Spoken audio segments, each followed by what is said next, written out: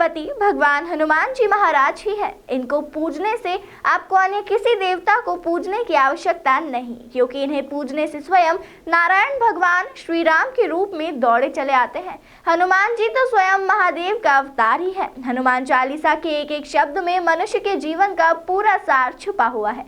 हमें इसे समझने की आवश्यकता है। उपरोक्त बातें समाजवाद नगर स्थित श्री बड़े रणजीत हनुमान मंदिर में आयोजित 2 दिवसीय सत्संग महोत्सव के दौरान बड़ोदरा गुजरात से पधारे हुए प्रसिद्ध संत महामुनि राम प्रसाद जी महाराज ने कही। आयोजन के प्रमुख सूत्रधार वरिष्ठ अभिभाषक व मंदिर समिति के अध्यक्ष संजय शर्मा ने बताया कि बड़े रणजीत हनुमान मंदिर पर पूरे साल कोई न कोई धार्मिक आयोजन होता ही रहता है। हमारे विशेष आग्रह पर संत राम प्रसाद जी पधारे हैं।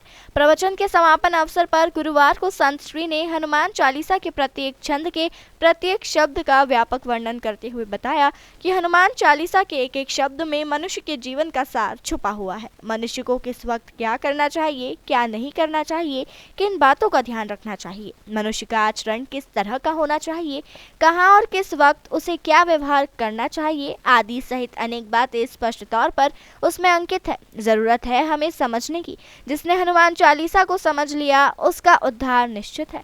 प्रवचनों के बीच मधुर भजन गाए जा रहे थे। तब भगवत भजन में भक्तगण डूबकर नाच उठे। प्रवचन हॉल में काफी संख्या में भक्त मौजूद थे।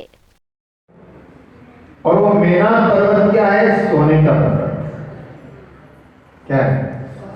सोने का पर्वत है। और हनुमान जी के सामने वो बाहर निकल करके आया और बाहर निकल, ध्यान देना, आप जब भक्ति प्रारंभ करो ना तो आपको सुविधाएं मिलने लगेगी, लेकिन उन सुविधाओं में उलझ गए तो तुम्हारी यात्रा भी अटक जाएगी।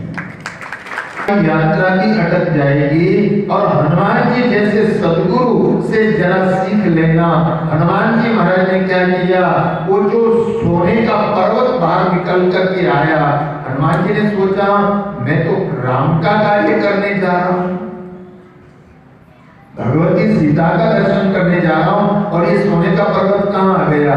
लेकिन ध्यान देना, हनुमान जी जैसा ध्यान करना। कई लोग क्या करते हैं? धुतकार देते, नहीं नहीं हम पैसे को स्पर्श नहीं करते, हम तो त्यागी नहीं महात्यागी है। लेकिन हनुमान जी ने ऐसा नहीं किया। हनुमान जी ने क्या किया? ये संपत्ति जो है, अगर सुविधा है, ये भगवान के द्वारा प्रदत्त है, तो उसका अपमान भी नहीं करना है, तो उसका स्वीकार भी नहीं करना। हनुमान जी ने क्या किया? हनुमान तेरी परसा और कर पुनि न प्रणाम, राम काज कीने बिनु मोहि कहाँ। हनुमान जी ने उस पर्वत को स्वीकार भी नहीं किया, तो उसका बहिष्कार भी नहीं किया। ध्यान देना जरा, अगर आप स्वीकार करते हो तो आसक्ति आ जाएगी, और उसका बहिष्कार करते हो तो अहंकार। क्या है? मैं तो त्यागी हूं, मैं तो बैरागी हूं। ये बैरागी और त्यागी बने का भी अहंकार आ जाता है।